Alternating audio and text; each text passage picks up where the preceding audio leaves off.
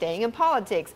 GOP presidential candidates made their case last night on an Iowa Republican debate. Candidates had the chance to make their final push ahead of this weekend's straw poll. But who were the winners and who were the losers last night? For more on that, I want to bring in the former Bush political strategist, Matthew Dowd, back with us. And Matt, I want to get your thoughts. What did you think of the debate last night? It was really interesting. I mean, I think a huge part of it was attacks on Barack Obama, but we had candidates reappear who had disappeared before.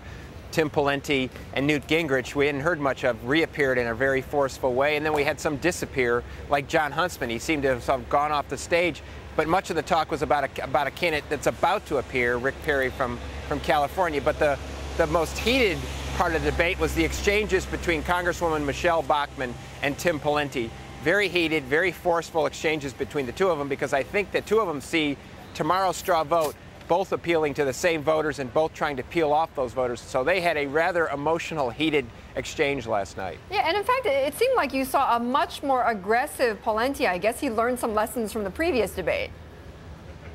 Yeah, as the questioner asked last night about Minnesota Nice went to a little bit of Minnesota nasty last night. I think Tim Pawlenty figured out that he has to do something to launch his campaign. If he doesn't do well in tomorrow's straw vote, it's basically the beginning of the end of his campaign. He's not going to be able to raise money. He knows that. And so I think he knew he had to be forceful with Michelle Bachmann. He was forceful with Mitt Romney.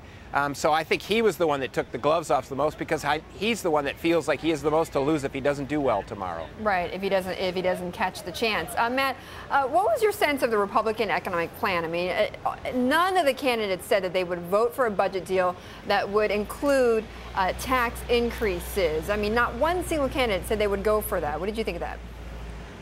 Well, it's interesting. I think the Republican plan, if you look at all 8 candidates for what they want to do with the economy, is in 4 words: no Obama, no taxes. That's basically their plan. And when they were asked that question, as you said, about would you support a plan that had $10 of tax cuts versus $1 of tax increases, every one of the 8 candidates said they would be against that plan, which puts them in a very difficult strait if one of them is elected and they have a Democratic Congress. To be able to put a plan like that even through would be almost impossible. So they basically said their economic plan is no taxes, no taxes, no taxes under no circumstances.